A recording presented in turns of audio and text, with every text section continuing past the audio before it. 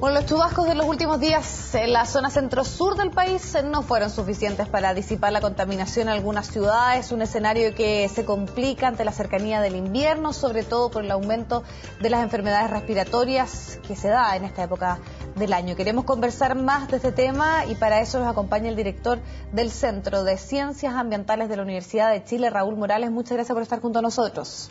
Gracias a ustedes, Viviana.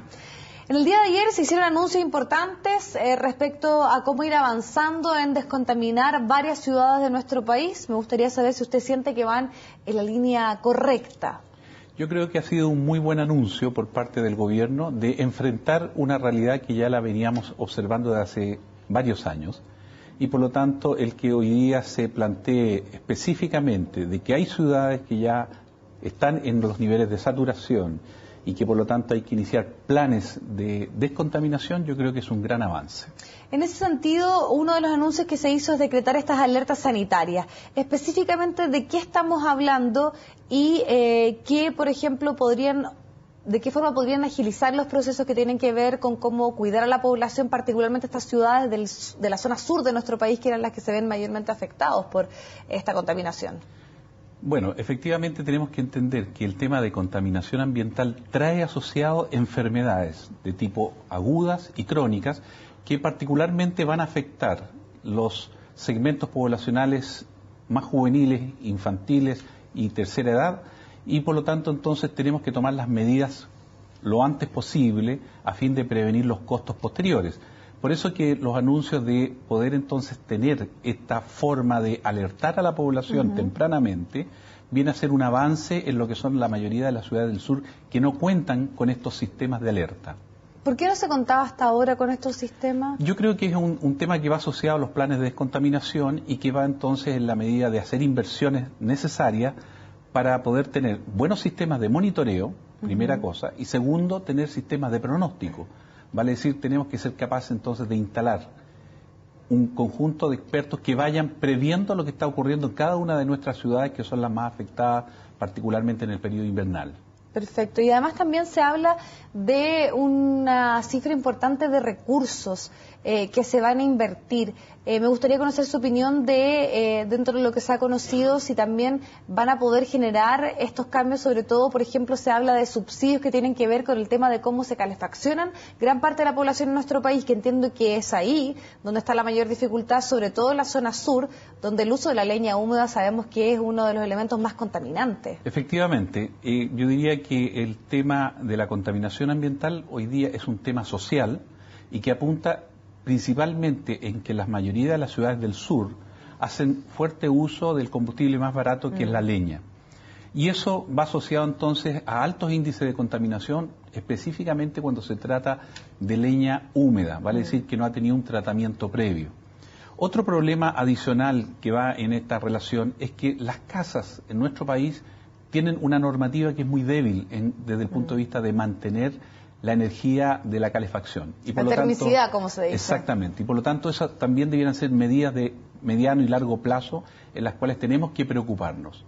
Hoy día tenemos que saber que los recursos económicos para obtener energías baratas son escasos, tanto desde el gobierno como de la población. Y por lo tanto, entonces tenemos que buscar medidas que eficienten mejor esta tarea preventiva. Por lo tanto, una buena medida, algo que también se anunció, fue la posibilidad de entregar subsidios, porque todos dicen, claro, hay energías alternativas, hay otras posibilidades de calefaccionar, otros combustibles, pero muchas veces la inversión inicial para poder lograr tener estas otras formas de calefacción es lo caro finalmente. Efectivamente, por eso necesitamos políticas energéticas sustentables, vale decir que van a tomar su tiempo, que el gobierno tiene que iniciar un proceso en donde particularmente las casas tienen que tener un estándar que se ajuste a la realidad térmica de la zona sur. Pero por otro lado tenemos que tomar medidas de corto plazo ya, porque hoy día no se cuenta con esas capacidades y por lo tanto necesitamos proveer de combustibles baratos, en este caso un combustible de buena calidad, como podría ser la leña seca, y que por ser un tema social va a tener que ir por la vía de una subvención, no lo veo de otra manera. El pellet también se menciona como una alternativa en algunos casos. Ahora, otro de los grandes temas es lo que tiene que ver con los automóviles. El parque automotriz tiene un crecimiento muchas veces exponencial. Acá en Santiago sabemos perfectamente la situación compleja que se da.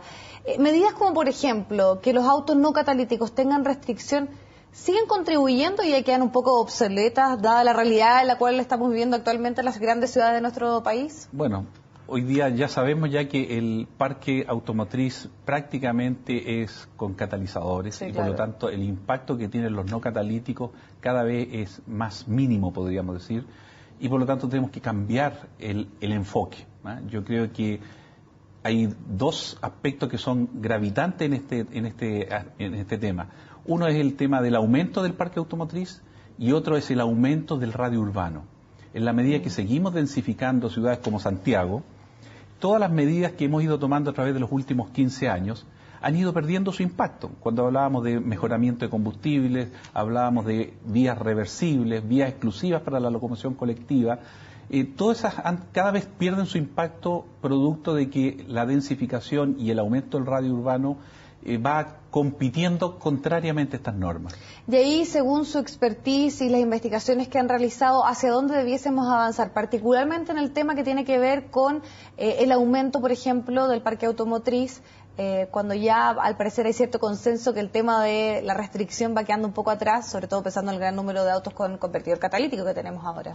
Bueno, ahí va a haber que buscar algunas medidas que sean drásticas en ese sentido, pero por ejemplo en el tema de la densificación poblacional de Santiago tenemos que tener una política de largo plazo. Fíjense que hoy día el aire fresco que llega a la ciudad de Santiago viene fundamentalmente por el cañón de aire que entra por Melipilla, El Monte, Talagante, Peñaflor, Santiago.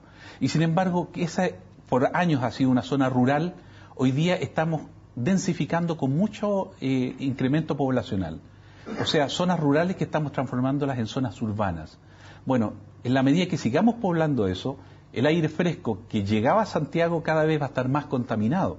Por lo tanto, allí yo veo una política de largo plazo que debiéramos cuidar esas zonas rurales para evitar entonces que vayamos saturando en demasía la ciudad de Santiago con una mala calidad de aire que ya viene por el cañón de aire fresco.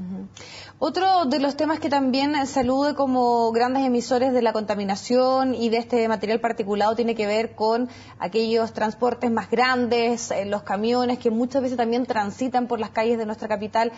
Sumado a eso también hubo ahí algún tipo de impacto que tenía particularmente, me acuerdo, el tema del transporte público, que entiendo que ha ido mejorando un poco.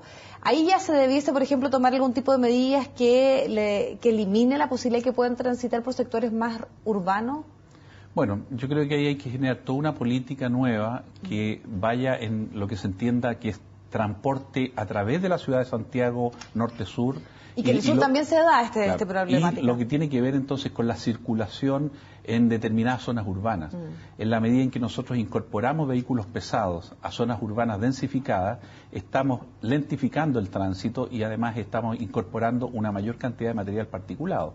De modo que ese es el tema, sobre todo en los días invernales, previos a episodios críticos. Es allí donde tenemos que tener mucha claridad en los pronósticos. Por eso es que es tan relevante que hoy día nos preocupemos de esa materia.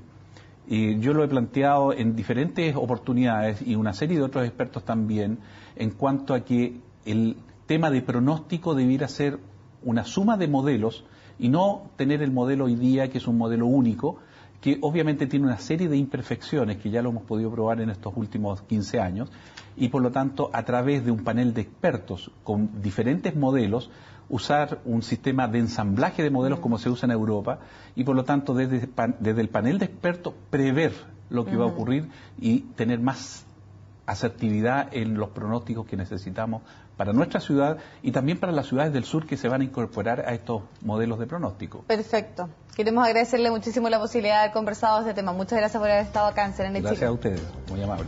Vamos al corte, ya volvemos.